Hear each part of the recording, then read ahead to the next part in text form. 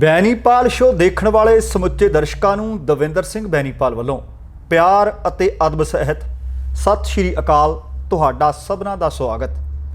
ਦੋਸਤੋ, ਅੱਜ ਜਿਹੜੀਆਂ ਖਬਰਾਂ ਨੂੰ ਆਧਾਰ ਬਣਾ ਕੇ ਗੱਲਬਾਤ ਕਰਾਂਗੇ, ਸਭ ਤੋਂ ਪਹਿਲਾਂ ਸੰਖੇਪ ਦੇ ਵਿੱਚ ਆਓ ਉਹਨਾਂ ਦੀ ਜਾਣਕਾਰੀ ਤੁਹਾਡੇ ਨਾਲ ਸਾਂਝੀ ਕਰੀਏ। 1 ਨਵੰਬਰ ਦਾ ਦਿਨ ਸਿੱਖ ਵਿਰੋਧੀ ਕਤਲੇਆਮ ਨਸਲਕੁਸ਼ੀ ਦਾ ਦਿਨ ਵੀ ਹੈ ਅਤੇ ਪੰਜਾਬ ਡੇ ਵੀ ਹੈ। ਇਹਦੇ ਤੇ ਗੱਲਬਾਤ ਕਰਾਂਗੇ। 22 ਦਿਨਾਂ ਤੋਂ ਬਾਅਦ ਮਾਤਾ ਤੇਜ ਕੌਰ ਦੀ ਲਾਸ਼ ਵਾਰਸਾਂ ਦੇ ਹਵਾਲੇ ਕੀਤੀ ਗਈ ਤੇ ਸਮਝੌਤਾ ਕੀ ਹੋਇਆ, ਇਹ ਵੀ ਜਾਣਕਾਰੀ ਮੇਰੀ ਕੋਸ਼ਿਸ਼ ਰਹੇਗੀ ਕਿ ਤੁਹਾਡੇ ਨਾਲ ਸਾਂਝੀ ਕੀਤੀ ਜਾ ਸਕੇ। ਤੇ ਹਰਿਆਣਾ ਦੇ ਵਿੱਚ ਹਰਿਆਣਾ ਸਰਕਾਰ ਲਵ ਜਹਾਦ ਦੇ ਖਿਲਾਫ ਇੱਕ ਕਾਨੂੰਨ ਬਣਾਉਣ ਦੀ ਤਿਆਰੀ ਕਰ ਰਹੀ ਹੈ ਤੇ ਇਹਦੇ ਪਿਛਲਾ ਮਾਮਲਾ ਵੀ ਤੁਹਾਡੇ ਨਾਲ ਸਾਂਝਾ ਕੀਤਾ ਜਾਏਗਾ। ਤੁਰਕੀ ਦੇ ਵਿੱਚ ਭੁਚਾਲ ਆਇਆ ਸੀ, ਮੌਤਾਂ ਦੀ ਗਿਣਤੀ ਲਗਾਤਾਰ ਵਧ ਰਹੀ ਹੈ ਅਤੇ 3 ਦਿਨਾਂ ਦੇ ਬਾਅਦ ਇੱਕ ਬਜ਼ੁਰਗ ਮਲਬੇ ਹੇਠੋਂ ਨਿਕਲੇ ਹੈ। ਤੇ ਟਰੰਪ ਦੀਆਂ ਚੋਣ ਰੈਲੀਆਂ ਨੇ ਕਹਿੰਦੇ ਕਰੋਨਾ ਦੇ ਮਰੀਜ਼ਾਂ ਤੇ ਮੌਤਾਂ ਦੀ ਗਿਣਤੀ ਦੇ ਵਿੱਚ ਵਾਧਾ ਕੀਤਾ। ਇੱਕ ਅਧਿਐਨ ਨੇ ਖੁਲਾਸਾ ਕੀਤਾ। ਉਧਰ ਟਰੰਪ ਅਤੇ ਜੋ ਬਾਈਡਨ ਆਪੋ ਆਪਣੀ ਜਿੱਤ ਦੇ ਦਾਅਵੇ ਕਰੀ ਜਾ ਰਹੇ ਤੇ ਖਬਰਾਂ ਕਈ ਹੋਰ ਵੀ ਨੇ ਜਿਨ੍ਹਾਂ ਨੂੰ ਆਧਾਰ ਬਣਾ ਕੇ ਅੱਜ ਆਪਾਂ ਵਿਚਾਰ ਚਰਚਾ ਕਰਨੀ ਹੈ। ਇਸ ਤੋਂ ਪਹਿਲਾਂ ਕਿ ਇਹ ਸਾਰੀਆਂ ਖਬਰਾਂ ਦਾ ਵਿਸਥਾਰ ਸਹਿਤ ਮੁਲਾਂਕਣ ਕੀਤਾ ਜਾਵੇ, ਬੇਨਤੀ ਹੈ ਕਿ ਜੇਕਰ ਤੁਸੀਂ ਹਲੇ ਤੱਕ ਸਾਡਾ ਚੈਨਲ ਸਬਸਕ੍ਰਾਈਬ ਨਹੀਂ ਕੀਤਾ ਜ਼ਰੂਰ ਕਰ ਲਿਓ ਤਾਂ ਕਿ ਤੁਹਾਨੂੰ ਅਪਡੇਟਸ ਮਿਲਦੀਆਂ ਰਹਿਣ। ਤੇ ਆਓ ਸਭ ਤੋਂ ਪਹਿਲਾਂ ਅੱਜ ਦੇ ਦਿਨ ਦੀ ਇਤਿਹਾਸਕ ਮਹੱਤਤਾ ਦੇ ਉੱਤੇ ਸੰਖੇਪ ਦੇ ਵਿੱਚ ਨਜ਼ਰ ਮਾਰੀਏ। ਸਭ ਤੋਂ ਪਹਿਲਾਂ ਦਿੱਲੀ ਅਤੇ ਕਈ ਹੋਰ ਸ਼ਹਿਰ ਅੱਜ ਦੇ ਦਿਨ ਸੜ ਰਹੇ ਸਨ, ਬਲ ਰਹੇ ਸਨ। 1 ਨਵੰਬਰ ਜਾਂ 31 ਅਕਤੂਬਰ ਆਖ ਲਈਏ, ਜਿਸ ਦਿਨ ਤਤਕਾਲੀ ਪ੍ਰਧਾਨ ਮੰਤਰੀ ਇੰਦਰਾ ਗਾਂਧੀ ਦਾ ਕਤਲ ਹੁੰਦਾ। ਉਹਦੇ ਤੋਂ ਬਾਅਦ ਜਾਣ ਬੁੱਝ ਕੇ ਸਿੱਖ ਕੌਮ ਨੂੰ ਨਿਸ਼ਾਨਾ ਬਣਾਇਆ ਗਿਆ, ਦਿੱਲੀ ਵਿੱਚ ਵੀ ਤੇ ਹੋਰ ਬਹੁਤ ਸਾਰੇ ਥਾਵਾਂ 'ਤੇ। ਸਿਰਫ ਸਿੱਖ ਕੌਮ ਦੀ ਨਸਲਕੁਸ਼ੀ ਹੀ ਨਹੀਂ ਕੀਤੀ ਗਈ, ਸਗੋਂ ਧੀਆਂ ਭੈਣਾਂ ਬੇਪਤ ਕੀਤੀਆਂ ਗਈਆਂ। ਜਾਣਕਾਰੀਆਂ ਤਾਂ ਇੱਥੋਂ ਤੱਕ ਨੇ ਕਿ ਜਿਹੜੇ 2-2, 4-4, 5-5 ਵਰ੍ਹਿਆਂ ਦੇ ਮਾਸੂਮ ਬਾਲ ਬਾਲੜੀਆਂ ਸਨ, ਜਿਨ੍ਹਾਂ ਲੋਕਾਂ ਦੇ ਘਰਾਂ ਵਿੱਚ ਟੋਕਾ ਕਰਨ ਵਾਲੀਆਂ ਮਸ਼ੀਨਾਂ ਸੀ, ਦਰਿੰਦਿਆਂ ਨੇ ਉਹ ਮਸ਼ੀਨਾਂ ਔਨ ਕਰਕੇ ਉਹ ਮਸ਼ੀਨਾਂ ਦੇ ਵਿੱਚ ਦੀ ਟੋਕੇ ਕਰ ਦਿੱਤੇ, ਬੰਦ ਕੱਟ ਦਿੱਤੇ। 36 ਵਰ੍ਹੇ ਹੋ ਗਏ ਹੈ, ਕੌਮ ਇਨਸਾਫ ਉਡੀਕ ਰਹੀ ਹੈ ਪਰ ਹਾਲੇ ਤੱਕ ਮਿਲ ਨਹੀਂ ਸਕਿਆ। ਹੈਰਾਨੀ ਦੀ ਹੱਦ ਇਹ ਵੀ ਹੈ ਕਿ ਕੌਮੀ ਰਾਜਧਾਨੀ ਹੈ ਦਿੱਲੀ, ਦਿੱਲੀ ਦੇ ਵਿੱਚ ਵਿਧਵਾ ਕਲੋਨੀ ਬਣੀ ਹੋਈ ਹੈ। ਮੈਨੂੰ ਲੱਗਦਾ ਹੈ ਕਿ ਭਾਰਤੀ ਇਤਿਹਾਸ ਦੇ ਉੱਤੇ ਆਪਣੇ ਆਪ ਦੇ ਵਿੱਚ ਇੱਕ ਵੱਡਾ ਧੱਬਾ ਤੇ ਕਲੰਕ ਹੈ। ਬੜੀ ਵਾਰੀ ਆਖਿਆ ਜਾ ਰਿਹਾ, ਸਰਕਾਰਾਂ ਵੱਖ-ਵੱਖ ਕਹਿੰਦੀਆਂ ਰਹਿੰਦੀਆਂ ਨੇ ਕਿ ਤੁਸੀਂ 1984 ਭੁੱਲ ਜਾਓ ਕਿ ਬਈ ਇੱਕ ਕਤਲ ਹੋਇਆ ਸੀ। ਬਹੁਤ ਸਾਰੇ ਲੋਕ ਦੰਗੇ ਕਹੀ ਜਾਂਦੇ ਆ, ਦੰਗੇ ਤਾਂ ਹੁੰਦੇ ਆ ਕਿ ਦੋਵੇਂ ਧਿਰਾਂ ਆਪਸ ਦੇ ਵਿੱਚ ਭਿੜ ਪਈਆਂ, ਦੰਗੇ ਥੋੜ੍ਹੀ ਸੀ। ਇਹ ਤਾਂ ਜਾਣ ਬੁੱਝ ਕੇ ਸਿੱਖ ਕੌਮ ਨੂੰ ਨਿਸ਼ਾਨਾ ਬਣਾਇਆ ਗਿਆ। ਇਹਦੇ ਉੱਤੇ ਜਿਨ੍ਹਾਂ ਘਰਾਂ ਨੂੰ ਅੱਗਾਂ ਲੱਗੀਆਂ, ਜਿਨ੍ਹਾਂ ਘਰਾਂ ਦੇ ਚਿਰਾਗ ਬੁਝੇ, ਜਿਨ੍ਹਾਂ ਧੀਆਂ ਭੈਣਾਂ ਦੀ ਬੇਪਤੀ ਹੋਈ ਅਤੇ ਆਖਰਕਾਰ ਮੌਤ ਦੇ ਮੂੰਹ ਵਿੱਚ ਧੱਕ ਦਿੱਤੀਆਂ ਗਈਆਂ। ਸਾਡੇ ਵੱਲੋਂ ਉਹਨਾਂ ਸਾਰੇ ਪਰਿਵਾਰਾਂ ਦੇ ਨਾਲ ਅੱਜ ਇੱਕ ਵਾਰ ਫਿਰ ਤੋਂ ਡੂੰਘੀ ਹਮਦਰਦੀ ਦਾ ਇਜ਼ਹਾਰ ਵੀ ਹੈ ਅਤੇ ਅਰਦਾਸ ਵੀ ਹੈ ਕਿ ਦਾਤਾ ਇਨਸਾਫ ਜ਼ਰੂਰ ਮਿਲ ਜਾਵੇ, ਕਿਉਂਕਿ 36 ਵਰ੍ਹੇ ਹੋ ਗਏ ਆ, ਕੌਮ ਹਾਲੇ ਵੀ ਇਨਸਾਫ ਦੀ ਉਡੀਕ ਵਿੱਚ ਹੈ। ਇੰਦਰਾ ਗਾਂਧੀ ਦੀ ਮੌਤ ਤੋਂ ਅਗਲੇ ਦਿਨ ਹੀ ਭਾਂਬੜ ਬਣ ਗਈ ਸੀ ਦਿੱਲੀ, ਸੜ ਰਹੀ ਸੀ ਦਿੱਲੀ, ਬਲ ਰਹੀ ਸੀ ਦਿੱਲੀ। ਤੇ ਇਕੱਲੀ ਦਿੱਲੀ ਨਹੀਂ, ਹੋਰ ਵੀ ਬਹੁਤ ਸਾਰੇ ਇਲਾਕਿਆਂ ਦੇ ਵਿੱਚ ਸਿੱਖਾਂ ਦਾ ਸਮੂਹਕ ਕਤਲੇਆਮ ਹੋਇਆ ਸੀ। ਤੇ ਜਦੋਂ ਕੋਈ ਦੰਗੇ ਕਹਿੰਦਾ ਨਾ ਇਸ ਚੀਜ਼ ਨੂੰ, ਮੈਨੂੰ ਲੱਗਦਾ ਕਿ ਕੌਮ ਦੇ ਉੱਤੇ ਜ਼ਖਮ ਅਤੇ ਜ਼ਖਮਾਂ ਦੇ ਉੱਤੇ ਉਸ ਵਕਤ ਉਹ ਇਨਸਾਨ ਲੂਣ ਪਾ ਰਿਹਾ ਹੁੰਦਾ ਹੈ, ਉਹ ਬੇਚੈਨ ਕਰ ਰਿਹਾ ਹੁੰਦਾ ਹੈ। ਤੇ ਨਾਲ ਹੀ ਅੱਜ ਦਾ ਦਿਨ ਇਤਿਹਾਸਕ ਮਹੱਤਤਾ ਇਹ ਵੀ ਰੱਖਦਾ ਹੈ ਕਿ 1966 ਦੇ ਵਿੱਚ ਭਾਸ਼ਾ ਦੇ ਆਧਾਰ 'ਤੇ ਪੰਜਾਬ ਦੇ ਟੋਟੇ ਹੋਏ ਸੀ। ਪੰਜਾਬ ਦੇ ਵਿੱਚੋਂ ਹਰਿਆਣਾ ਵੀ ਕੱਢ ਦਿੱਤਾ ਗਿਆ ਸੀ।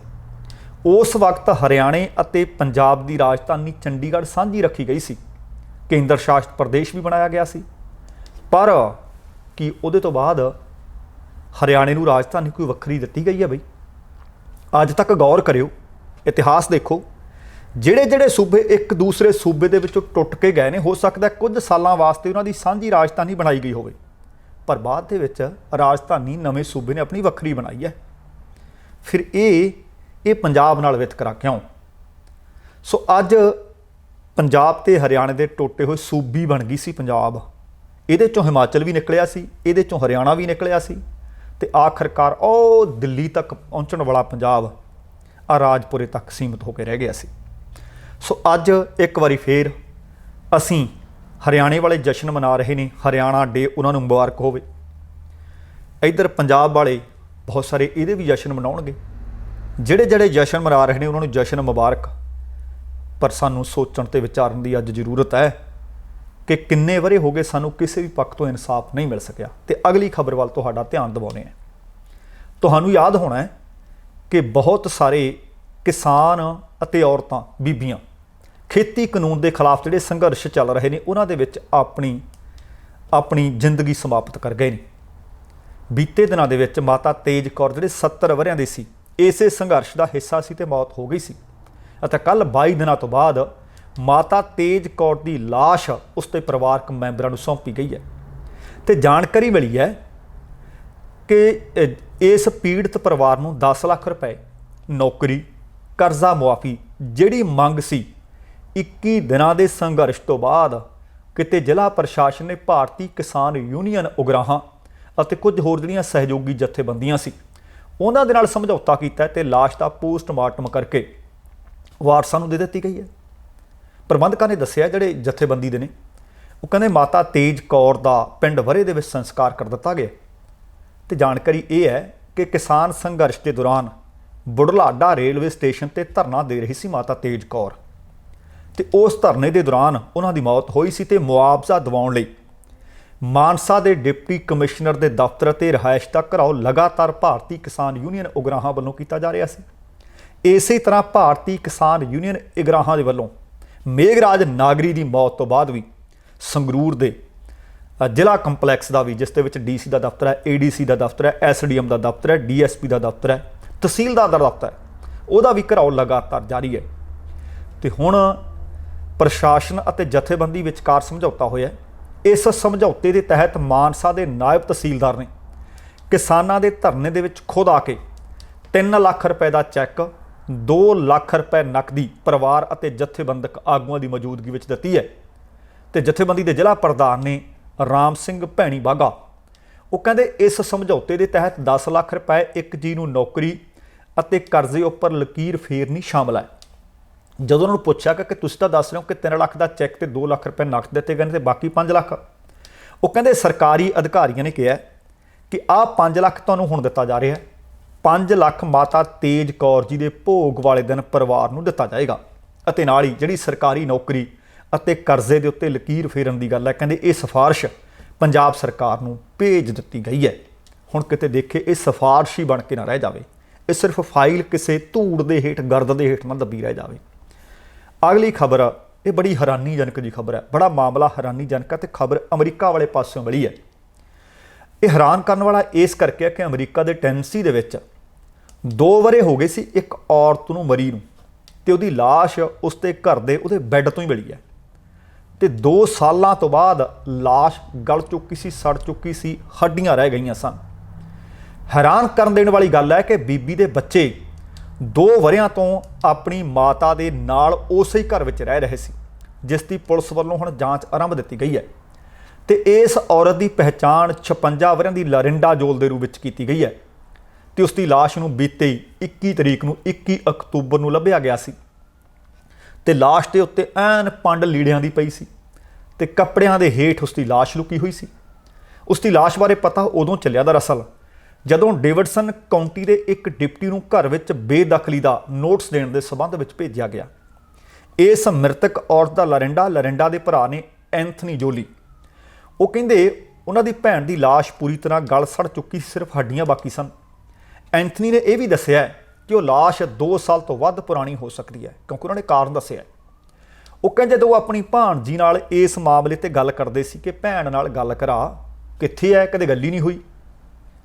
ਉਹ ਕਹਿੰਦੇ ਉਹ ਹਮੇਸ਼ਾ ਹੀ ਇਹ ਕਹਿ ਦਿੰਦੇ ਸੀ, ਕਿਉਂਕਿ ਇੱਕ ਨਹੀਂ ਲਾਰਿੰਡਾ ਦੇ 4 ਬੱਚੇ ਸੀ, ਪਰ ਚਾਰੇ ਦਿਮਾਗੀ ਤੌਰ ਤੇ ਕਮਜ਼ੋਰ ਨੇ, ਮਾਨਸਿਕ ਤੌਰ ਤੇ ਕਮਜ਼ੋਰ ਨੇ, ਮੰਦਬੁੱਧੀ ਨੇ। ਸਾਰੇ ਘਰ ਦੇ ਵਿੱਚ ਆਪਣੀ ਮਾਂ ਦੇ ਨਾਲ ਜਾਂ ਇਹ ਕਹਿ ਦਈਏ ਲਾਸ਼ ਨਾਲ ਬੀਤੇ 2 ਸਾਲਾਂ ਤੋਂ ਰਹਿ ਰਹੇ ਸੀ।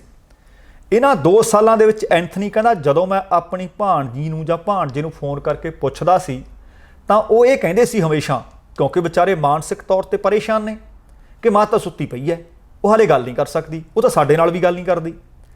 ਇਸ ਕਰਕੇ ਜਦੋਂ ਉਹਨੂੰ ਗੜਬੜ ਲੱਗੀ, ਪਰ ਉਹਨੇ ਆਪਣੇ ਆਪ ਦੇ ਵਿੱਚ ਪੁਲਿਸ ਇਸ ਮਾਮਲੇ ਦੀ ਜਾਂਚ ਕਰ ਰਹੀ ਹੈ ਕਿ ਸੱਚਮੁੱਚ ਜਿਹੜਾ ਐਂਥਨੀ ਆਖ ਰਿਹਾ ਕਿ 2 ਸਾਲ ਉਹਨੇ ਵਿਜ਼ਿਟ ਹੀ ਨਹੀਂ ਕੀਤਾ, 2 ਸਾਲ ਉਹਨਾਂ ਦੇ ਘਰ ਵਿੱਚ ਕੋਈ ਹੋਰ ਗਿਆ ਹੀ ਨਹੀਂ, ਕਿ ਉਹ ਇੰਨੇ ਕਮਜ਼ੋਰ ਨੇ ਮਾਨਸਿਕ ਤੌਰ 'ਤੇ, ਉਹ ਜੇ ਫਿਰ ਬਾਹਰੋਂ ਖਾਣ ਪੀਣ ਪਦਾਰਥ ਕਿੱਥੋਂ ਲੈ ਕੇ ਆਉਂਦੇ ਹੋਣਗੇ। ਹੁਣ ਮਾਮਲੇ ਦੀ ਇਹ ਵੀ ਜਾਂਚ ਹੋ ਰਹੀ ਹੈ ਅਤੇ ਨਾਲ ਇਹ ਵੀ ਜਾਂਚ ਹੋ ਰਹੀ ਹੈ ਕਿ ਸੱਚਮੁੱਚ ਇਸ ਔਰਤ ਦੀ ਮੌਤ ਕੁਦਰਤੀ ਸੀ ਜਾਂ ਫਿਰ ਕਿਸੇ ਨੇ ਕਿਸੇ ਕਾਰਨਵਸ਼ ਉਸ ਦਾ ਕਤਲ ਕੀਤਾ ਹੈ। ਪਰ ਆਪਣੇ ਆਪ ਦੇ ਵਿੱਚ ਮਾਮਲਾ ਹੈਰਾਨੀਜਨਕ ਹੈ। ਦੋਸਤੋ, ਬੀਤੇ ਦਿਨ ਤੁਰਕੀ ਦੇ ਵਿੱਚ ਭੁਚਾਲ ਆਇਆ ਸੀ। ਹੁਣ ਦੇਖੋ, ਕਹਿੰਦੇ ਜਾ ਕੋ ਰਾਖੇ ਸਾਈਆਂ ਮਾਰ ਸਕੇ ਨਾ ਕੋਈ। ਪਰਮਾਤਮਾ ਬੜਾ ਬੇਅੰਤ ਹੈ। 70 ਸਾਲਾ ਬਜ਼ੁਰਗ 3 ਦਿਨਾਂ ਦੇ ਬਾਅਦ ਮਲਬੇ ਦੇ ਹੇਠੋਂ ਜਿੰਦਾ ਨਿਕਲਿਆ ਹੈ। ਤੁਰਕੀ ਅਤੇ ਯੂਨਾਨ ਦੇ ਵਿੱਚ ਜ਼ਬਰਦਸਤ ਭੁਚਾਲ ਆਇਆ ਸੀ। ਭਾਰੀ ਜਾਨੀ ਵੀ ਨੁਕਸਾਨ ਹੋਇਆ, ਭਾਰੀ ਮਾਲੀ ਵੀ ਨੁਕਸਾਨ ਹੋਇਆ ਅਤੇ ਲਗਭਗ 34 ਘੰਟਿਆਂ ਤੋਂ ਬਾਅਦ ਉੱਥੋਂ ਦੇ ਐਤਵਾਰ ਨੂੰ ਪੱਛਮੀ ਤੁਰਕੀ ਦੀ ਇੱਕ ਇਮਾਰਤ ਜਿਹੜੀ ਮਲਬੇ ਦਾ ਰੂਪ ਧਾਰਨ ਕਰ ਗਈ ਸੀ, ਐਨ ਤਹਿਸ ਨਹਿਸ ਹੋ ਗਈ ਸੀ। 70 ਸਾਲਾਂ ਦਾ ਵਿਅਕਤੀ ਬਚਾਅ ਕਰਮੀਆਂ ਨੂੰ ਉਹਦੇ ਵਿੱਚੋਂ ਮਿਲਿਆ। ਬਜ਼ੁਰਗ ਨੂੰ ਹਸਪਤਾਲ ਦੇ ਵਿੱਚ ਭਰਤੀ ਕਰਵਾ ਦਿੱਤਾ ਗਿਆ ਅਤੇ ਭੁਚਾਲ ਨਾਲ ਇੰਨੀ ਤਬਾਹੀ ਹੋਈ ਹੈ ਕਿ ਹੁਣ ਤੱਕ 58 ਲੋਕਾਂ ਦੀ ਇਸ ਭੁਚਾਲ ਦੇ ਕਾਰਨ ਜਾਨ ਜਾ ਚੁੱਕੀ ਹੈ ਅਤੇ 900 ਤੋਂ ਵੱਧ ਜ਼ਖਮੀ ਦੱਸੇ ਜਾ ਰਹੇ ਨੇ। ਤੁਰਕੀ ਅਤੇ ਯੂਨਾਨ ਦੇ ਵਿੱਚ ਜਿਹੜਾ ਜ਼ਬਰਦਸਤ ਭੁਚਾਲ ਆਇਆ ਸੀ, ਹੁਣ ਇਹ ਇੰਨਾ ਕੁ ਜ਼ਬਰਦਸਤ ਭੁਚਾਲ ਹੈ ਕਿ ਲੱਗਦਾ ਸੀ ਕਿ ਜਿਸ ਮਲਬੇ ਦੇ ਢੇਰ ਦੇ ਵਿੱਚੋਂ ਲੱਭੀਆਂ ਜਾ ਰਹੇ ਨੇ ਤੇ ਲੋਥਾਂ ਲੱਭੀਆਂ ਜਾ ਰਹੀਆਂ ਸੀ, ਪਰ ਨਾ ਬਚਾਅ ਕਰਮੀਆਂ ਨੂੰ ਲੱਗਦਾ ਸੀ ਅਤੇ ਨਾ ਹੀ ਸ਼ਾਇਦ ਹੋਰ ਲੋਕਾਂ ਨੂੰ ਲੱਗਦਾ ਸੀ ਕਿ ਇਸ ਆਫਤ ਦੇ ਵਿੱਚੋਂ 34-35 ਘੰਟਿਆਂ ਤੋਂ ਬਾਅਦ ਕੋਈ ਵਿਅਕਤੀ ਜਿੰਦਾ ਨਿਕਲ ਵੀ ਸਕਦਾ। ਤੁਰਕੀ ਦੀ ਆਫਤ ਅਤੇ ਐਮਰਜੈਂਸੀ ਪ੍ਰਬੰਧਕੀ ਵਿਭਾਗ ਨੇ ਕਿਹਾ ਕਿ ਇਜ਼ਮਿਰ ਸ਼ਹਿਰ ਦੇ ਵਿੱਚ ਮਲਬੇ ਦੇ ਵਿੱਚੋਂ ਹੋਰ ਲਾਸ਼ਾਂ ਕੱਢੇ ਜਾਣ ਤੋਂ ਬਾਅਦ ਮ੍ਰਿਤਕਾਂ ਦੀ ਗਿਣਤੀ ਲਗਾਤਾਰ ਵਧ ਰਹੀ ਹੈ ਅਤੇ ਇਹ ਉੱਥੋਂ ਦਾ ਤੀਸਰਾ ਵੱਡਾ ਸ਼ਹਿਰ ਹੈ ਜਿਹੜਾ ਬੀਤੇ ਸ਼ੁੱਕਰਵਾਰ ਨੂੰ ਆਏ ਭੁਚਾਲ ਦੇ ਵਿੱਚ ਜਿਸ ਦੀ ਵੱਡੀ ਪੱਧਰ 'ਤੇ ਜਾਨੀ ਤੇ ਮਾਲੀ ਨੁਕਸਾਨ ਹੋਇਆ ਸੀ। ਅਤੇ ਹੁਣ 70 ਵਰ੍ਹਿਆਂ ਦਾ ਵਿਅਕਤੀ, ਇਹਦਾ ਨਾਮ ਹੈ ਅਹਿਮਦ ਸਿਤਮ, ਜਿੰਦਾ ਬਾਹਰ ਨਿਕਲਣ ਤੋਂ ਬਾਅਦ ਉੱਥੋਂ ਦੇ ਸਿਹਤ ਮੰਤਰੀ ਫਰੀਤਨ ਕੋਕਾ ਨੇ ਇੱਕ ਟਵੀਟ ਕੀਤਾ। ਉਹ ਕਹਿੰਦਾ, ਬਜ਼ੁਰਗ ਕਹਿੰਦਾ, ਮੈਂ ਕਦੇ ਅੰਦਰ ਜਦੋਂ ਮਲਬੇ ਦੇ ਹੇਠ ਦੱਬਿਆ ਹੋਇਆ ਸੀ, ਮੈਂ ਕਦੇ ਜ਼ਿੰਦਗੀ ਦੀ ਆਸ ਨਹੀਂ ਸੀ ਛੱਡੀ। ਮੈਨੂੰ ਲੱਗਦਾ ਸੀ ਕਿ ਮੈਂ ਇਸ ਮਲਬੇ ਦੇ ਢੇਰ ਦੇ ਵਿੱਚੋਂ ਬਾਹਰ ਵੀ ਨਿਕਲ ਜਾਵਾਂਗਾ ਅਤੇ ਹਾਲੇ ਮੈਂ ਜ਼ਿੰਦਗੀ ਹੋਰ ਜਿਉਣੀ ਹੈ। ਤੁਸੀਂ ਦੇਖੋ ਕਿ 35 ਘੰਟੇ ਮਲਬੇ ਦੇ ਹੇਠ, ਮਲਬਾ ਪੂਰੀ ਇਮਾਰਤ ਦਾ ਉੱਪਰ, ਪਰ ਦੇਖੋ ਨਾ ਉਸ ਆਦਮੀ ਨੇ 70 ਵਰ੍ਹਿਆਂ ਦੀ ਆਸ ਛੱਡੀ ਅਤੇ ਨਾ ਸਾਈਂ ਨੇ ਬਚਾਉਣ ਦੇ ਵਿੱਚ ਕੋਈ ਕਸਰ ਰੱਖੀ। ਅਤੇ ਅਗਲੀ ਖਬਰ ਬੜੀ ਮੰਦਭਾਗੀ ਜੀ ਖਬਰ ਹੈ। ਹਰਿਆਣਾ ਦੇ ਵਿੱਚੋਂ ਖਬਰ ਮਿਲ ਰਹੀ ਹੈ। ਹਰਿਆਣਾ ਦੇ ਗ੍ਰਹਿ ਮੰਤਰੀ ਨੇ ਅਨਿਲ ਵਿਜ, ਅਕਸਰ ਇਹ ਆਪਣੇ ਬਿਆਨਾਂ ਦੇ ਕਾਰਨ ਚਰਚਾ ਵਿੱਚ ਵੀ ਰਹਿੰਦੇ ਹੈ। ਹਰਿਆਣਾ ਸਰਕਾਰ ਕਹਿੰਦੇ ਲਵ ਜਿਹਾਦ ਦੇ ਖਿਲਾਫ ਕਾਨੂੰਨ ਬਣਾਉਣ ਜਾ ਰਹੀ ਹੈ ਅਤੇ ਇੱਥੇ ਵਿਚਾਰ ਕਰ ਰਹੀ ਹੈ। ਅਸਲ ਦੇ ਵਿੱਚ ਅਨਿਲ ਵਿਜ ਨੇ ਇਸ ਦੀ ਜਾਣਕਾਰੀ ਇੱਕ ਟਵੀਟ ਕਰਕੇ ਦਿੱਤੀ ਹੈ। ਸ਼ਾਇਦ ਤੁਹਾਨੂੰ ਯਾਦ ਹੋਊ, ਤੁਹਾਡੇ ਨਾਲ ਖਬਰ ਵੀ ਸਾਂਝੀ ਕੀਤੀ ਸੀ ਕਿ ਯੂਪੀ ਦੇ ਮੁੱਖ ਮੰਤਰੀ ਨੇ ਯੋਗੀ ਆਦਿੱਤਿਆਨਾਥ, ਯੂਪੀ ਦੇ ਵਿੱਚ ਵੀ ਭਾਜਪਾ ਦੀ ਸਰਕਾਰ ਹੈ ਅਤੇ ਹਰਿਆਣੇ ਦੇ ਵਿੱਚ ਵੀ ਰਲੀ ਮਿਲੀ ਭਾਜਪਾ ਦੀ ਸਰਕਾਰ ਹੈ। ਯੋਗੀ ਆਦਿੱਤਿਆਨਾਥ ਨੇ ਵੀ ਕਿਹਾ ਸੀ ਕਿ ਲਵ ਜਿਹਾਦ ਨੂੰ ਸਖਤੀ ਨਾਲ ਰੋਕਣ ਵਾਸਤੇ ਉਹ ਪ੍ਰਭਾਵੀ ਕਾਨੂੰਨ ਬਣਾਉਣਗੇ। ਲਗਭਗ ਉਸੇ ਤਰ੍ਹਾਂ ਦਾ ਬਿਆਨ ਅਨਿਲ ਵਿਜ ਦਾ। ਉਹਨਾਂ ਨੇ ਇਹ ਵੀ ਚੇਤਾਵਨੀ ਦਿੱਤੀ ਸੀ ਕਿ ਜਿਹੜੇ ਲੋਕ ਧੀਆਂ ਭੈਣਾਂ ਦੀ ਇੱਜ਼ਤ ਨਾਲ ਖਿਲਵਾੜ ਕਰਨਗੇ, ਜੇਕਰ ਉਹ ਨਾ ਸੁਧਰੇ ਤਾਂ ਸਮਝੋ ਰਾਮ ਨਾਮ ਸੱਤ। ਉਹਨਾਂ ਦੀ ਅੰਤਮ ਯਾਤਰਾ ਕਹਿੰਦੇ ਸੀ ਨਿਕਲਣ ਵਾਲੀ ਹੈ। ਯੋਗੀ ਆਦਿੱਤਿਆਨਾਥ ਨੇ ਇਹ ਕੱਲ੍ਹ ਸ਼ਨੀਵਾਰ ਵਾਲੇ ਦਿਨ ਗੱਲ ਆਖੀ ਸੀ। ਲਵ ਜਿਹਾਦ 'ਚ ਸ਼ਾਮਲ ਲੋਕਾਂ ਦੇ ਕਹਿੰਦੇ ਪੋਸਟਰ ਚੁਰਾਹਿਆਂ 'ਤੇ ਲਾਏ ਜਾਣਗੇ, ਫੋਟੋਆਂ ਟੰਗੀਆਂ ਜਾਣਗੀਆਂ। ਪਰ ਜਿਸ ਦਿਨ ਆਹੀ ਖਬਰ ਮੈਂ ਤੁਹਾਡੇ ਨਾਲ ਸਾਂਝੀ ਕੀਤੀ ਸੀ, ਤੁਸੀਂ ਬਹੁਤ ਕਮੈਂਟ ਕੀਤੇ ਸੀ ਕਿ ਫੋਟੋਆਂ ਹੀ ਚੁਰਾਹਿਆਂ 'ਤੇ ਕਿਉਂ ਬਈ, ਉਹ ਤਾਂ ਖੁਦ ਟੰਗ ਦੇਣੇ ਚਾਹੀਦੇ ਆ। ਜਿਹੜਾ ਕਿਸੇ ਦੀ ਧੀ ਦੀ ਭੈਣ ਦੀ ਇੱਜ਼ਤ ਨਾਲ ਖੇਡਦਾ ਹੈ, ਉਹਦੀਆਂ ਫੋਟੋਆਂ ਨਹੀਂ ਚੁਰਾਹਿਆਂ 'ਤੇ ਤੁਸੀਂ ਆਖ ਰਹੇ ਸੀ ਕਿ ਉਹ ਟੰਗੇ ਜਾਣੇ ਚਾਹੀਦੇ ਆ, ਤਾਂ ਕਿ ਲੋਕਾਂ ਨੂੰ ਪਤਾ ਲੱਗੇ ਕਿ ਕਾਂ ਮਾਰ ਕੇ ਟੰਗ ਲਿਆ ਗਿਆ। ਹੁਣ ਅਸਲ ਦੇ ਵਿੱਚ ਬੀਤੇ ਹਫ਼ਤੇ ਹਰਿਆਣਾ ਦੇ ਵਿੱਚ ਪੈਂਦਾ ਬੱਲਬਗੜ੍ਹ। ਬੱਲਬਗੜ੍ਹ ਦੇ ਵਿੱਚ 21 ਵਰ੍ਹਿਆਂ ਦੀ ਇੱਕ ਵਿਦਿਆਰਥਣ ਨਿਕਤਾ ਤੋਮਰ, ਇੱਕ ਨੌਜਵਾਨ ਨੇ ਉਹਨੂੰ ਗੋਲੀ ਮਾਰ ਕੇ ਕਤਲ ਕਰ ਦਿੱਤਾ ਸੀ ਅਤੇ ਮ੍ਰਿਤਕਾ ਦੇ ਪਰਿਵਾਰ ਨੇ ਦੋਸ਼ ਲਾਇਆ ਸੀ ਕਿ ਦੋਸ਼ੀ ਨੌਜਵਾਨ ਸਾਡੀ ਧੀ ਦੇ ਉੱਤੇ ਵਿਆਹ ਵਾਸਤੇ ਅਤੇ ਇਸਲਾਮ ਕਬੂਲ ਕਰਨ ਦੇ ਵਾਸਤੇ ਦਬਾਅ ਬਣਾ ਰਿਹਾ ਸੀ। ਅਤੇ ਕੁਝ ਹਿੰਦੂ ਸੰਗਠਨ ਨੇ ਉਹਨਾਂ ਦੋਸ਼ ਲਾਇਆ ਹੈ ਕਿ ਕੁੜੀ ਦਾ ਕਤਲ ਲਵ ਜਿਹਾਦ ਦਾ ਮਾਮਲਾ ਹੈ। ਵਿਸ਼ਵ ਹਿੰਦੂ ਪ੍ਰੀਸ਼ਦ ਦੇ ਕਾਰਜਕਾਰੀ ਪ੍ਰਧਾਨ ਨੇ ਅਲੋਕ ਕੁਮਾਰ ਬੀਤੇ ਸ਼ੁੱਕਰਵਾਰ ਨੂੰ ਮ੍ਰਿਤਕਾ ਦੇ ਪਰਿਵਾਰ ਨਾਲ ਮੁਲਾਕਾਤ ਕਰਨ ਵਾਸਤੇ ਪਹੁੰਚੇ ਸੀ ਅਤੇ ਇਸ ਵਾਪਰੀ ਜਿਸ ਨੂੰ ਲਵ ਜਿਹਾਦ ਆਖਿਆ ਜਾ ਰਿਹਾ ਹੈ, ਉਹਨਾਂ ਨੇ ਡੂੰਘੀ ਚਿੰਤਾ ਪ੍ਰਗਟਾਈ ਸੀ। ਅਤੇ ਫਿਰ ਹਰਿਆਣਾ ਸਰਕਾਰ ਨੇ इस मामले ਦੇ ਵਿੱਚ ਜਾਂਚ ਲਈ ਇੱਕ 3 ਮੈਂਬਰੀ ਸਿੱਟ ਦਾ ਗਠਨ ਕਰ ਦਿੱਤਾ ਸੀ। ਮਾਮਲੇ ਦੇ ਵਿੱਚ ਸ਼ਾਮਲ 2 ਮੁੱਖ ਦੋਸ਼ੀ ਤੌਸਿਫ ਅਤੇ ਰਿਹਾਨ ਨੂੰ ਗ੍ਰਿਫਤਾਰ ਵੀ ਕਰ ਲਿਆ ਗਿਆ ਸੀ ਅਤੇ ਮੁੱਖ ਦੋਸ਼ੀ ਨੂੰ ਹਥਿਆਰ ਉਪਲਬਧ ਕਰਵਾਉਣ ਦੇ ਦੋਸ਼ ਵਿੱਚ ਗ੍ਰਿਫਤਾਰ ਕੀਤਾ ਗਿਆ। ਹੁਣ ਸ਼ਾਇਦ ਤੁਹਾਡੇ ਵਿੱਚੋਂ ਬਹੁਤ ਵਿਅਕਤੀਆਂ ਨੇ ਤਾਂ ਦਰਸ਼ਕਾਂ ਨੇ ਇਹ ਖਬਰ ਸੁਣੀ ਹੋਵੇ। ਅਸਲ ਦੇ ਵਿੱਚ 20 ਅਕਤੂਬਰ ਨੂੰ ਫਰੀਦਾਬਾਦ ਜ਼ਿਲ੍ਹੇ ਦੇ ਵਿੱਚ ਪੈਂਦਾ ਬਲਬਗੜ੍ਹ, ਉੱਥੋਂ ਦੀ ਵਿਦਿਆਰਥਣ ਨਿਕਤਾ ਤੋਮਰ ਜਿਹੜੀ ਪ੍ਰੀਖਿਆ ਦੇਣ ਵਾਸਤੇ ਇਮਤਿਹਾਨ ਦੇ ਕੇ ਕਾਲਜ ਤੋਂ ਬਾਹਰ ਨਿਕਲ ਰਹੀ ਸੀ, ਦਿਨ ਦਿਹਾੜੇ ਇਸ ਮੁਟਿਆਰ ਦਾ 21 ਵਰ੍ਹਿਆਂ ਦਾ ਕਤਲ ਕਰ ਦਿੱਤਾ ਗਿਆ ਸੀ। ਨਿਕਤਾ BCom ਫਾਈਨਲ ਈਅਰ ਦੀ ਵਿਦਿਆਰਥਣ ਸੀ ਅਤੇ ਬਲਬਗੜ੍ਹ ਦੇ ਅਗਰਵਾਲ ਕਾਲਜ ਦੇ ਵਿੱਚ ਪ੍ਰੀਖਿਆ ਦੇਣ ਗਈ ਹੋਈ ਸੀ ਜਦੋਂ ਇਸ ਸਿਰਫਿਰੇ ਵਿਅਕਤੀ ਨੇ ਉਸ ਨੂੰ ਕਤਲ ਕਰ ਦਿੱਤਾ, ਗੋਲੀ ਮਾਰ ਦਿੱਤੀ। ਨਿਕਤਾ ਨੂੰ ਮਾਂ ਅਤੇ ਭਰਾ ਨੇ ਫੌਰੀ ਤੌਰ ਤੇ ਹਸਪਤਾਲ ਪਹੁੰਚਾਇਆ ਸੀ, ਪਰ ਡਾਕਟਰ ਕਹਿੰਦੇ ਸੀ ਇਹ ਆਪਣੇ ਪ੍ਰਾਣ ਤਿਆਗ ਚੁੱਕੀ ਹੈ। ਤੇ ਇਸ ਕਤਲ ਕੇਸ ਦੇ ਦੋਸ਼ੀ ਨੇ ਪੁੱਛਗਿੱਛ ਦੌਰਾਨ ਦੱਸਿਆ ਸੀ ਕਿ ਨਿਕਤਾ ਕਿਸੇ ਹੋਰ ਨਾਲ ਵਿਆਹ ਕਰਾਉਣਾ ਚਾਹੁੰਦੀ ਸੀ ਤੇ ਮੈਂ ਉਹਦੇ ਨਾਲ ਖੁਦ ਵਿਆਹ ਕਰਵਾਉਣਾ ਚਾਹੁੰਦਾ ਸੀ। ਬਸ ਇਸੇ ਗੱਲ ਦੇ ਕਾਰਨ ਮੈਂ ਉਸ ਨੂੰ ਗੋਲੀ ਮਾਰ ਕੇ ਮੌਤ ਦੇ ਘਾਟ ਉਤਾਰਿਆ। ਹੁਣ ਇਹ ਦੋਵੇਂ ਨੌਜਵਾਨ ਵੀ ਹਰਿਆਣੇ ਦੇ ਰਹਿਣ ਵਾਲੇ ਆ। ਇਸ ਘਟਨਾ ਨੂੰ ਲੈ ਕੇ ਪੂਰਾ ਲੋਕਾਂ ਦੇ ਵਿੱਚ ਗੁੱਸਾ ਤੇ ਰੋਹ ਹੈ। ਬਲਬਗੜ੍ਹ ਦੇ ਵਿੱਚ ਅੱਜ ਵੱਖੋ-ਵੱਖ ਭਾਈਚਾਰੇ ਦੇ ਲੋਕਾਂ ਨੇ ਇਕੱਠੇ ਹੋ ਕੇ ਮਹਾਪੰਚਾਇਤ ਕੀਤੀ ਤੇ ਇਸ ਮਹਾਪੰਚਾਇਤ ਦੇ ਦੌਰਾਨ ਜਿਹੜੀ ਕਾਨੂੰਨ ਵਿਵਸਥਾ ਵਿਗੜੀ ਹੈ, ਭੀੜ ਬੇਕਾਬੂ ਹੋਈ। ਮਹਾਪੰਚਾਇਤ ਤੋਂ ਬਾਅਦ ਲੋਕਾਂ ਦਾ ਗੁੱਸਾ ਦੇਖਣ ਵਾਲਾ ਸੀ। ਪ੍ਰਦਰਸ਼ਨਕਾਰੀਆਂ ਨੇ ਕਿਸੇ ਨੇ ਪੱਥਰਬਾਜ਼ੀ ਕੀਤੀ ਤੇ ਕਿਸੇ ਨੇ ਹੋਰ ਹੁੱਲੜਬਾਜ਼ੀ ਕੀਤੀ, ਸੜਕ ਜਾਮ ਕਰ ਦਿੱਤੀ, ਪਥਰਾਅ ਕਰ ਦਿੱਤਾ ਗਿਆ, ਜਿਸ ਕਾਰਨ ਪੁਲਿਸ ਨੂੰ ਲਾਠੀਚਾਰਜ ਵੀ ਕਰਨਾ ਪਿਆ। ਹਾਲਾਂਕਿ ਸਥਿਤੀ ਨੂੰ ਕਾਬੂ ਕਰ ਲਿਆ ਗਿਆ।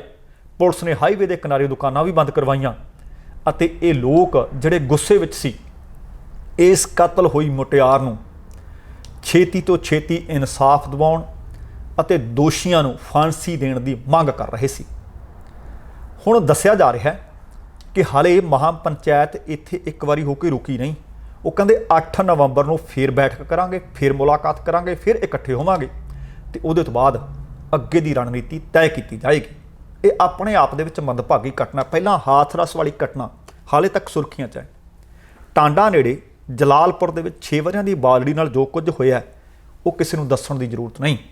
ਉਹਦੇ ਤੋਂ ਬਾਅਦ ਹਰਿਆਣਾ ਦੇ ਬਲਬਗੜ੍ਹ ਵਿੱਚ ਜੋ ਹੋ ਗਿਆ, ਇੱਕ ਤੋਂ ਬਾਅਦ ਇੱਕ ਲਗਾਤਾਰ ਇਸ ਤਰ੍ਹਾਂ ਦੀਆਂ ਘਟਨਾਵਾਂ ਕਿਤੇ ਨਾ ਕਿਤੇ ਲੱਗਦਾ ਹੈ ਕਿ ਇਨਸਾਨ ਹੈਵਾਨ ਬਣ ਚੁੱਕਿਆ ਹੈ। ਅਗਲੀ ਖਬਰ ਹੈ, ਅਮਰੀਕਾ ਦੀ ਝੰਡੀ ਹੈ ਕੋਵਿਡ-19 ਦੇ ਕੇਸਾਂ ਦੇ ਵਿੱਚ। ਪਰ ਇੱਕ ਹੁਣ ਖੋਜ, ਇੱਕ ਅਧਿਐਨ ਨੇ ਨਵਾਂ ਖੁਲਾਸਾ ਕਰ ਦਿੱਤਾ ਹੈ। ਖੋਜ ਇਹ ਖੁਲਾਸਾ ਕਰ ਰਹੀ ਹੈ, ਖੋਜ ਕੀਤੀ ਹੈ ਸਟੈਨਫੋਰਡ ਯੂਨੀਵਰਸਿਟੀ ਨੇ। ਉਹਨਾਂ ਨੇ ਅਨੁਮਾਨ ਲਾਇਆ ਹੈ ਕਿ ਅਮਰੀਕੀ ਰਾਸ਼ਟਰਪਤੀ ਡੋਨਲਡ ਟਰੰਪ ਦੀਆਂ ਲਗਭਗ 18 ਜਿਹੜੀਆਂ ਚੋਣ ਰੈਲੀਆਂ ਉਹਨਾਂ ਨੇ ਅਮਰੀਕਾ ਦੇ ਵਿੱਚ ਕੀਤੀਆਂ, ਇਹਨਾਂ ਰੈਲੀਆਂ ਦੇ ਕਾਰਨ ਕੋਵਿਡ-19 ਦੀ ਲਾਗ ਦੇ ਲਗਭਗ 30,000 ਮਾਮਲੇ ਵਧੇ ਅਤੇ ਕਹਿੰਦੇ 700 ਤੋਂ ਜ਼ਿਆਦਾ ਲੋਕਾਂ ਦੀ ਇਸ ਮਹਾਮਾਰੀ ਦੇ ਕਾਰਨ ਫਿਰ ਜਾਨ ਗਈ। ਇਹਨਾਂ ਖੋਜੀਆਂ ਦਾ ਕਹਿਣਾ ਹੈ ਕਿ ਜਿੱਥੇ ਰਾਸ਼ਟਰਪਤੀ ਟਰੰਪ ਦੀਆਂ ਰੈਲੀਆਂ ਹੋਈਆਂ, ਉੱਥੋਂ ਦੇ ਲੋਕਾਂ ਨੇ ਕੋਵਿਡ-19 ਮਹਾਮਾਰੀ ਅਤੇ ਮੌਤ ਦੇ ਸਬੰਧ ਵਿੱਚ ਕੀਮਤ ਬਾਕੀ ਲੋਕਾਂ ਨਾਲੋਂ ਵੱਧ ਚੁਕਾਈ ਹੈ। ਵੱਡੀਆਂ ਚੋਣ ਰੈਲੀਆਂ, ਕੋਵਿਡ-19 ਦੇ ਪ੍ਰਸਾਰ ਦਾ ਪ੍ਰਭਾਵ ਟਰੰਪ ਦੀਆਂ ਰੈਲੀਆਂ ਦੇ ਸਬੰਧ ਵਿੱਚ ਉਹਨਾਂ ਨੇ ਜਿਹੜੀ ਇਹ ਰਿਪੋਰਟ ਛਾਪੀ ਹੈ, ਉਹਦਾ ਨਾਂ ਹੈ, ਉਹ ਖੋਜਕਾਰਾਂ ਨੇ ਉਸ ਰੈਲੀ ਨੂੰ ਵੱਡੀਆਂ ਖੋਜ ਰੈਲੀਆਂ ਦੇ ਨਾਂ ਹੇਠ ਰਿਪੋਰਟ ਛਾਪੀ ਹੈ। ਉਹਨਾਂ ਨੇ ਸਿੱਟਾ ਕੱਢਿਆ, ਨਤੀਜਾ ਕੱਢਿਆ ਕਿ 20 ਜੂਨ ਤੋਂ ਲੈ ਕੇ 22 ਸਤੰਬਰ ਤੱਕ ਟਰੰਪ ਨੇ 18 ਰੈਲੀਆਂ ਕੀਤੀਆਂ। ਕੋਵਿਡ-19 ਦੇ 30,000 ਤੋਂ ਜ਼ਿਆਦਾ ਲਾਗ ਦੇ ਮਾਮਲੇ ਤੇ 700 ਤੋਂ ਵੱਧ ਮੌਤਾਂ ਹੋਈਆਂ।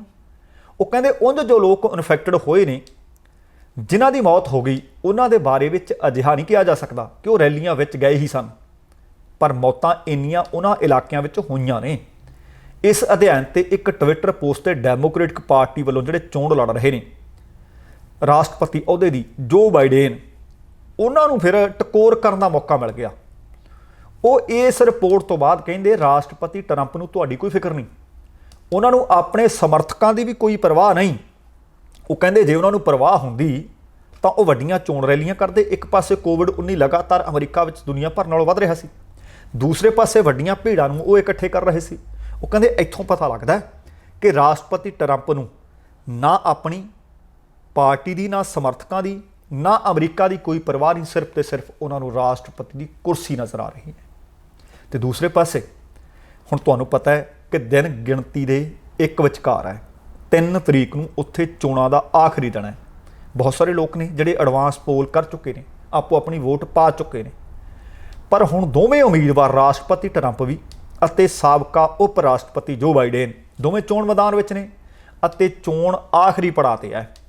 ਰਿਪਬਲਿਕਨ ਪਾਰਟੀ ਵੱਲੋਂ ਰਾਸ਼ਟਰਪਤੀ ਟਰੰਪ ਦੂਸਰੀ ਵਾਰ ਆਪਣੀ ਕਿਸਮਤ ਅਜਮਾ ਰਹੇ ਨੇ ਅਤੇ ਰਾਸ਼ਟਰਪਤੀ ਟਰੰਪ ਵੱਡੀ ਜਿੱਤ ਦਾ ਇਸ ਵਾਰ ਫੇਰ ਵਾਅਦਾ ਵੀ ਕਰ ਰਹੇ ਨੇ, ਦਾਅਵਾ ਵੀ ਕਰ ਰਹੇ ਨੇ ਤੇ ਭਵਿੱਖਬਾਣੀ ਕਰ ਰਹੇ ਨੇ।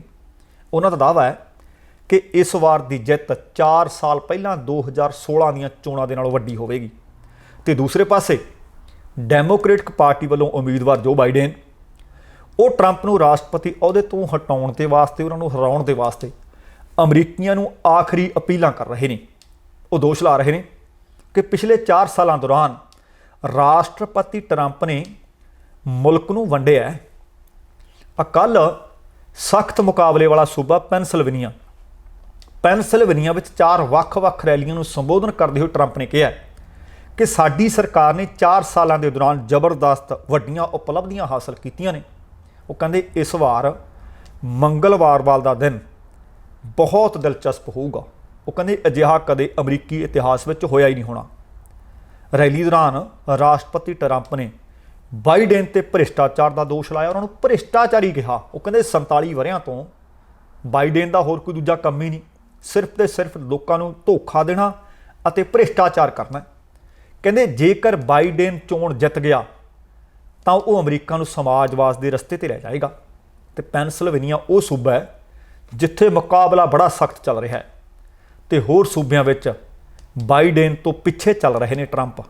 ਪਰ ਕਿਹਾ ਜਾ ਰਿਹਾ ਹੈ ਕਿ ਇਹਨਾਂ ਸੂਬਿਆਂ ਵਿੱਚ ਹਰ ਹਾਲ ਵਿੱਚ ਜਿੱਤ ਦਰਜ ਕਰਨੀ ਪਏਗੀ ਅਤੇ ਉਹਨਾਂ ਦੀ ਜਿੱਤ ਦਾ ਜਿਹੜਾ ਅੰਤਰ ਸੀ, ਫਰਕ ਸੀ, ਸਾਲ 2016 ਤੋਂ ਜ਼ਿਆਦਾ ਹੋਏਗਾ। ਮਿਸ਼ੀਗਨ ਵਿੱਚ ਇੱਕ ਕਾਰ ਰੈਲੀ ਨੂੰ ਸੰਬੋਧਨ ਕਰਦੇ ਹੋਏ ਜੋ ਬਾਈਡਨ ਨੇ ਆਖ ਦਿੱਤਾ ਉਹ ਕਿਹੜਾ ਘੱਟ ਨੇ ਤੇ ਰਾਸ਼ਟਰਪਤੀ ਟਰੰਪ ਵਿਨ ਨਿਸ਼ਾਨੇ ਲਾ ਰਹੇ ਨੇ ਤੇ ਬਾਈਡਨ ਵੀ ਇਹਨਾਂ ਮੌਕਿਆਂ ਦਾ, ਆਖਰੀ ਮੌਕਿਆਂ ਦਾ ਬਿਲਕੁਲ ਪੂਰੇ ਦਾ ਪੂਰਾ ਲਾਭ ਲੈਣਾ ਚਾਹੁੰਦੇ ਆ। ਕਾਰ ਰੈਲੀ ਨੂੰ ਮਿਸ਼ੀਗਨ 'ਚ ਜਦੋਂ ਸੰਬੋਧਨ ਕੀਤਾ ਉਹ ਕਹਿੰਦੇ 3 ਦਿਨ ਦੇ ਪਿੱਛੋਂ ਅਸੀਂ ਅਜਿਹੇ ਵਿਅਕਤੀ ਨੂੰ ਹਰਾਉਣ ਜਾਂ ਅਹੁਦੇ ਤੋਂ ਹਟਾਉਣ ਜਾ ਰਹੇ ਹਾਂ ਜਿਸ ਨੇ ਹੋਰ ਕੋਈ ਕੰਮ ਨਹੀਂ ਕੀਤਾ ਪਿਛਲੇ 4 ਸਾਲਾਂ ਦੇ ਵਿੱਚ, ਸਿਰਫ ਅਮਰੀਕਾ ਨੂੰ ਵੰਡਣ ਦਾ ਕੰਮ ਕੀਤਾ। ਅਮਰੀਕਾ ਦੇ ਵਿੱਚ ਨਫ਼ਰਤ ਦੀ ਅੱਗ ਵਧਾਈ ਹੈ ਤੇ ਨਫ਼ਰਤ ਦੀ ਅੱਗ ਵਿੱਚ ਅਮਰੀਕੀਆਂ ਨੂੰ ਤੇ ਅਮਰੀਕਾ ਨੂੰ ਝੋਕ ਕੇ ਰੱਖ ਦਿੱਤਾ। ਜੋ ਬਾਈਡਨ ਨੇ ਕਿਹਾ, ਕਹਿੰਦੇ ਇਸ ਬਾਰੇ ਉਹ ਪੂਰੀ ਤਰ੍ਹਾਂ ਭਰੋਸੇਮੰਦ ਨੇ। ਤੁਹਾਡੇ ਕਹਿੰਦੇ ਮੈਨੂੰ ਪੂਰਾ ਯਕੀਨ ਹੈ ਕਿ ਇਸ ਵਾਰ ਅਮਰੀਕੀ ਲੋਕ ਰਾਸ਼ਟਰਪਤੀ ਟਰੰਪ ਨੂੰ ਸੱਤਾ ਤੋਂ ਬਾਹਰ ਦਾ ਰਸਤਾ ਦਿਖਾਉਣਗੇ। ਉਹਨਾਂ ਕਿਹਾ ਕਿ ਲੱਖਾਂ ਹੀ ਲੋਕ ਨੇ ਜਿਹੜੇ ਪਹਿਲਾਂ ਹੀ ਆਪਣੀਆਂ ਵੋਟਾਂ ਪਾ ਚੁੱਕੇ ਨੇ ਤੇ ਆਉਣ ਵਾਲੇ ਦਿਨਾਂ ਦੇ ਵਿੱਚ ਲੱਖਾਂ ਲੋਕ ਹੋਰ ਆਪੋ ਆਪਣੇ ਘਰਾਂ ਤੋਂ ਬਾਹਰ ਨਿਕਲਣਗੇ, ਰਾਸ਼ਟਰਪਤੀ ਟਰੰਪ ਨੂੰ ਹਰਾਉਣ ਵਾਸਤੇ ਵੋਟਿੰਗ ਕਰਨਗੇ। ਉਹ ਕਹਿੰਦੇ ਮੇਰਾ ਤੁਹਾਡੇ ਲਈ ਬਹੁਤ ਸਰਲ ਜਿਹਾ ਸੰਦੇਸ਼ ਹੈ ਕਿ ਜੇਕਰ ਇਸ ਦੇਸ਼ ਨੂੰ ਬਦਲਣ ਦੀ ਸ਼ਕਤੀ ਹੈ ਤਾਂ ਹੋਰ ਕਿਸੇ ਕੋਲ ਨਹੀਂ। ਉਹ ਕਹਿੰਦੇ ਟਰੰਪ ਭਾਵੇਂ ਲੱਖ ਦਾਅਵੇ ਕਰੀ ਜਾਵੇ, ਮੈਂ ਅਮਰੀਕਾ ਬਦਲ ਕੇ ਰੱਖ ਦਿਆਂਗਾ। ਜੇ ਅਮਰੀਕਾ ਕੋਈ ਬਦਲ ਕੇ ਰੱਖ ਸਕਦਾ, ਉਹ ਕਹਿੰਦੇ ਉਹ ਸ਼ਕਤੀ ਵੋਟਰੋ ਤੁਹਾਡੇ ਹੱਥ ਵਿੱਚ ਹੈ। ਤੇ ਟਰੰਪ ਨੇ ਕਹਿੰਦੇ ਖੁਦ ਹੋਰ ਕੁਝ ਨਹੀਂ ਕੀਤਾ, ਆਪਣੇ ਹਿੱਤ ਸਭ ਤੋਂ ਪਹਿਲਾਂ ਸਾਹਮਣੇ ਰੱਖੇ ਨੇ ਤੇ ਉਹਨਾਂ ਦੀ ਪੂਰਤੀ ਕੀਤੀ ਹੈ। ਤੇ ਸਾਬਕਾ ਰਾਸ਼ਟਰਪਤੀ ਬਰਾਕ ਓਬਾਮਾ, ਕਿਉਂਕਿ ਇਹਨਾਂ ਦਿਨਾਂ ਦੇ ਵਿੱਚ ਦੋਵੇਂ ਤਰ੍ਹਾਂ ਅੱਡੀ ਚੋਟੀ ਦਾ ਜ਼ੋਰ ਲਾ ਰਹੀਆਂ ਨੇ ਕਿ ਵੋਟਰਾਂ ਨੂੰ ਆਪਣੇ ਹੱਕ ਵਿੱਚ ਭੁਗਤਾ ਲਿਆ ਜਾਵੇ। ਸਾਬਕਾ ਰਾਸ਼ਟਰਪਤੀ ਬਰਾਕ ਓਬਾਮਾ ਨੇ ਰਾਸ਼ਟਰਪਤੀ ਡੋਨਲਡ ਟਰੰਪ ਤੇ ਇਸ ਕੋਵਿਡ-19 ਮਹਾਮਾਰੀ ਨੂੰ ਲੈ ਕੇ ਫਿਰ ਨਿਸ਼ਾਨੇ ਬੰਨੇ। ਉਹ ਕਹਿੰਦੇ ਰਾਸ਼ਟਰਪਤੀ ਟਰੰਪ ਨੇ ਇਸ ਮਹਾਮਾਰੀ ਨੂੰ ਗੰਭੀਰਤਾ ਨਾਲ ਲਿਆ ਹੀ ਨਹੀਂ। ਮਿਸ਼ੀਗਨ ਦੇ ਵਿੱਚ ਬਾਈਡਨ ਦੇ ਸਮਰਥਨ ਦੇ ਵਿੱਚ ਰੈਲੀ ਨੂੰ ਸੰਬੋਧਨ ਕਰਦੇ ਹੋਏ ਓਬਾਮਾ ਆਖ ਰਹੇ ਸੀ ਕਿ ਪਿਛਲੇ 4 ਸਾਲਾਂ ਦੌਰਾਨ ਰਾਸ਼ਟਰਪਤੀ ਟਰੰਪ ਨੇ ਖੁਦ ਦੇ ਸਿਵਾਏ ਇਹ ਦੱਸੋ ਮੁਲਕ ਦੀ ਸਮੱਸਿਆ ਹੱਲ ਕਿਹੜੀ ਕੀਤੀ ਹੈ। ਸਮੱਸਿਆ ਸੁਲਝਾਉਣ ਦੀ ਬਜਾਏ ਟਰੰਪ ਨੇ ਸਮੱਸਿਆਵਾਂ ਉਲਝਾਈਆਂ ਨੇ। ਉਹ ਕਹਿੰਦੇ ਸਮੱਸਿਆ ਸੁਲਝਾਉਣ 'ਚ ਤਾਂ ਉਹਨਾਂ ਦੀ ਕੋਈ ਦਿਲਚਸਪੀ ਮੈਨੂੰ ਤਾਂ ਨਜ਼ਰ ਨਹੀਂ ਆਈ, ਪਰ ਬਾਈਡਨ ਦੀ ਉਹਨਾਂ ਨੇ ਰੱਜ ਕੇ ਪ੍ਰਸ਼ੰਸਾ ਕੀਤੀ। ਉਹ ਕਹਿੰਦੇ ਇਹ ਮੇਰਾ ਭਰਾ ਹੈ। ਉਹਨਾਂ ਕਿਹਾ ਕਿ ਬਾਈਡਨ ਇੱਕ ਮਹਾਨ ਰਾਸ਼ਟਰਪਤੀ ਸਾਬਤ ਹੋਣਗੇ ਅਤੇ ਸਾਰਿਆਂ ਦੇ ਨਾਲ, ਇਹ ਨਹੀਂ ਕਿ ਕਾਲੇ ਗੋਰੇ ਘੱਟ ਗਿਣਤੀ ਵੱਧ ਗਿਣਤੀ ਦੇ ਵਿਚਕਾਰ ਉਹ ਪਾੜਾ ਵਧਾਉਣਗੇ। ਉਹ ਨਫ਼ਰਤ ਦੀ ਅੱਗ ਵਿੱਚ ਅਮਰੀਕਾ ਨੂੰ ਨਹੀਂ ਸਾੜਨਗੇ, ਸਾਰਿਆਂ ਨਾਲ ਇੱਕੋ ਜਿਹਾ ਵਰਤਾਓ ਕਰਨਗੇ। ਸੋ ਵੇਖਦੇ ਹਾਂ ਕਿ ਕੱਲ੍ਹ ਦਾ ਦਿਨ ਵਿਚਕਾਰ ਹੈ 3 ਨਵੰਬਰ ਨੂੰ ਅਮਰੀਕਾ ਦੇ ਵਿੱਚ ਰਾਸ਼ਟਰਪਤੀ ਅਹੁਦੇ ਦੀ ਚੋਣ। ਰਾਸ਼ਟਰਪਤੀ ਟਰੰਪ ਦੁਬਾਰਾ ਚੋਣ ਜਿੱਤ ਕੇ ਫਿਰ ਵਾਈਟ ਹਾਊਸ ਵਿੱਚ ਪਹੁੰਚਦੇ ਹੈ ਜਾਂ ਸਾਬਕਾ ਉਪ ਰਾਸ਼ਟਰਪਤੀ ਜੋ ਬਾਈਡਨ ਨੂੰ ਅਮਰੀਕੀ ਲੋਕ ਆਪਣਾ ਆਉਣ ਵਾਲੇ 4 ਸਾਲਾਂ ਦੇ ਵਾਸਤੇ ਰਾਸ਼ਟਰਪਤੀ ਚੁਣਦੇ ਹੈ। ਸੋ ਸਮਾਂ ਵੇਖਦੇ ਹਾਂ ਕਿ ਕਿਹਦੇ ਹੱਕ ਵਿੱਚ ਝੁੱਲਦਾ ਤੇ ਕਿਹਦੀ ਕਰਦਾ ਵਿਰੋਧਤਾ। ਸੋ ਦੋਸਤੋ, ਇਹ ਸਨ ਅੱਜ ਦੀਆਂ ਕੁਝ ਖਬਰਾਂ। ਉਮੀਦ ਹੈ ਤੁਹਾਨੂੰ ਚੰਗੀਆਂ ਲੱਗੀਆਂ ਹੋਣਗੀਆਂ। ਸੋ ਜੇਕਰ ਖਬਰਾਂ ਚੰਗੀਆਂ ਲੱਗੀਆਂ, ਲਾਈਕ ਤੇ ਸ਼ੇਅਰ ਕਰਨਾ ਨਾ ਭੁੱਲਿਓ ਅਤੇ ਨਾਲ ਹੀ ਜੇਕਰ ਹਾਲੇ ਤੱਕ ਚੈਨਲ ਸਬਸਕ੍ਰਾਈਬ ਨਹੀਂ ਕੀਤਾ, ਕਿਰਪਾ ਕਰਕੇ ਚੈਨਲ ਸਬਸਕ੍ਰਾਈਬ ਕਰਕੇ ਨੋਟੀਫਿਕੇਸ਼ਨ ਵਾਲੀ ਘੰਟੀ ਜ਼ਰੂਰ ਔਨ ਕਰ ਲਿਓ ਤਾਂ ਕਿ ਤੁਹਾਡੇ ਕੋਲ ਅਪਡੇਟਸ ਜਾਂਦੀਆਂ ਰਹਿਣ ਤੇ ਤੁਹਾਨੂੰ ਮਿਲਦੀਆਂ ਰਹਿਣ। ਦਵਿੰਦਰ ਸਿੰਘ ਬੈਨੀਪਾਲ ਨੂੰ ਆਗਿਆ ਦਿਓ। ਜਾਣ ਤੋਂ ਪਹਿਲਾਂ ਕਹਾਂਗਾ, ਜ਼ਿੰਦਗੀ ਜ਼ਿੰਦਾਦਲੀ ਦਾ ਨਾਮ ਹੈ। ਸਤਿ ਸ਼੍ਰੀ ਅਕਾਲ। ਤੇਰਾ ਭਰਾਖਾ।